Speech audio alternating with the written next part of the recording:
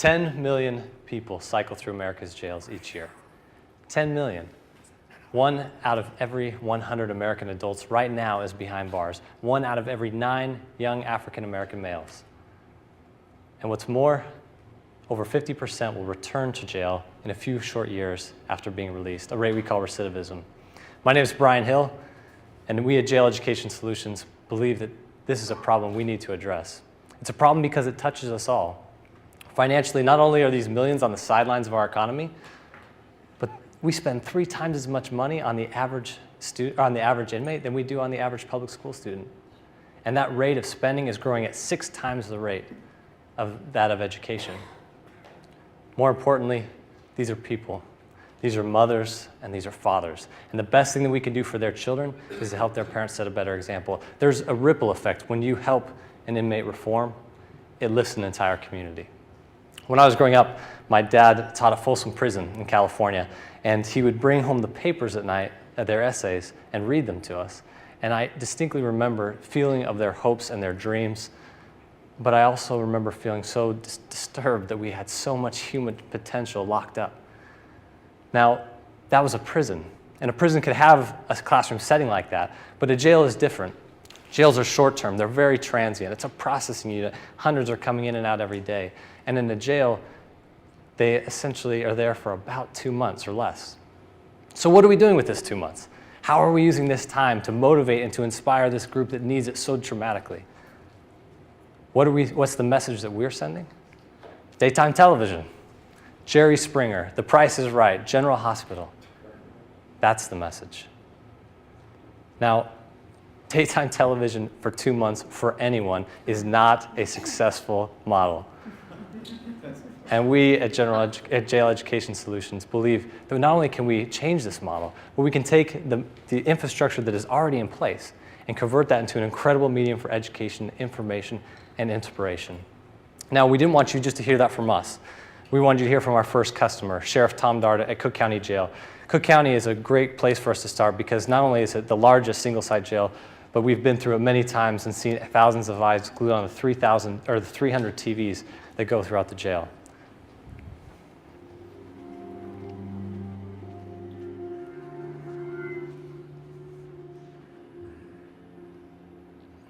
Right now, I release people every day onto the streets, usually about 150 to 200 a day. It makes no sense, and then they end up coming right back in here. But that's not how it's supposed to work. There should be a bridge to the community. Right now, there's nothing to have a bridge to. When you wander through this place, you see the rhythms of the place. You find out that every time you walk through these divisions when there's guys out, they're all sitting in front of the TVs. No matter how many times I wandered through, they're always watching Jerry Springer. And I kept saying, my God, we have a captive audience here. How is this good? And what are we reinforcing here? But they don't do nothing to really help. Once we leave this stage of our life, there's a lot of criticism. We have families, they need to be fed, rent, bills, and if they don't have the opportunity to get help, they're gonna go back to their old ways.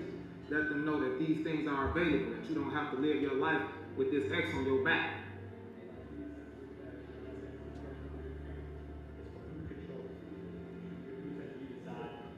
The cool thing is the playing field's wide open. Because there is really nothing else out there.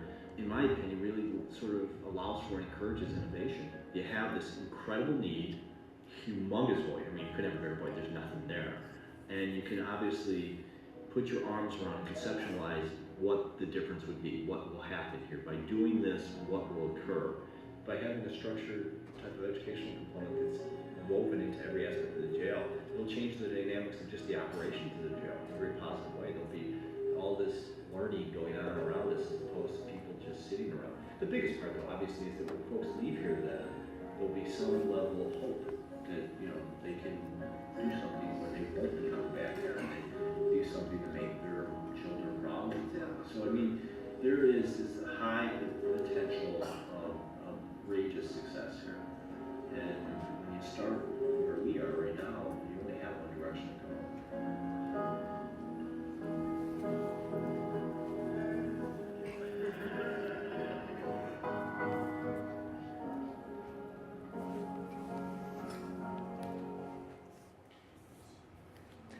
high potential for outrageous success. We have a three-part solution to unlock this potential. First, we actually heard today from our friend at Adelante that we need to provide the channel by which we can send the programming. We have technology that we've already acquired that will then select and shift meaningful content into the daytime hours, so that way we have valuable content throughout the day. But then we need to go a step beyond that. We need to create our own content and aggregate that content that is so valuable and directly to the message that they need and to the information that they desire. They ask for this information and we can provide it. So this targeted messaging, we're in the process of creating right now. But once we create that messaging, we need to create that bridge to the community as well. As Sheriff Dar mentioned, there's no bridge there. But by having an online and mobile platform, not only can we message that in the jail, but they can know directly where to go, so that when they walk out of the jail, they don't just get their clothes shown the door and told not to come back. They know where to go to find and connect with their communities. So how do we know what content they need? We spend a lot of time, and they have asked us for this information. Each time that we go in and we hold focus groups with not only current inmates, but also former inmates and the service providers, they tell us what they need. And we've identified 5 key areas. First, education, GED, literacy, ESL, most sort of 5th grade education level. Second, community. How do we not only help them understand what resources are in the community, but also know how to interact with the community and how to give back themselves? Third, legal, both understanding the laws so they don't return, but also understanding the system that they're currently living in. Fourth, jobs. There's such a small scope on what they can do in their minds. And if we can create vocational visions that not only help them see what they can do, but also encourage entrepreneurship to break that ceiling, that's what we can do.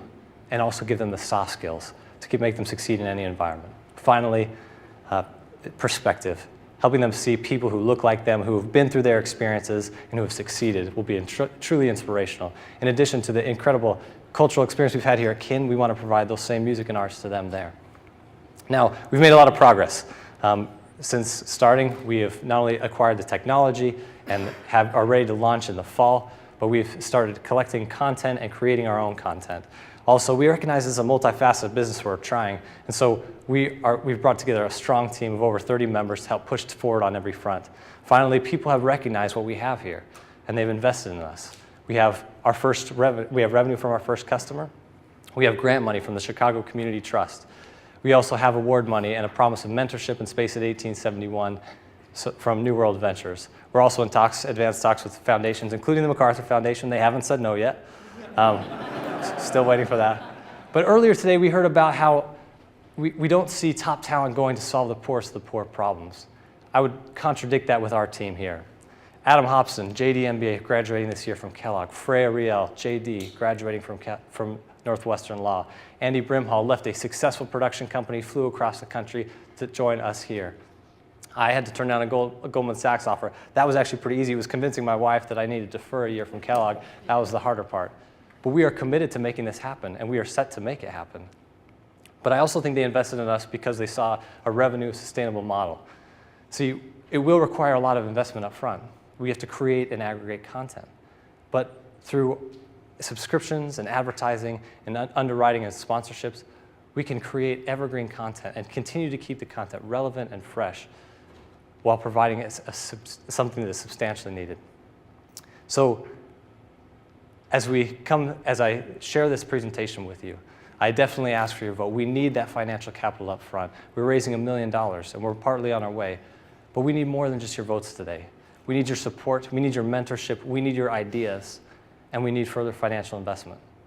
So we will revolutionize the jail experience. But we have a key, and we hope that you will help us with this key to unlock the incredible human potential that has been our jails in America. Thank you.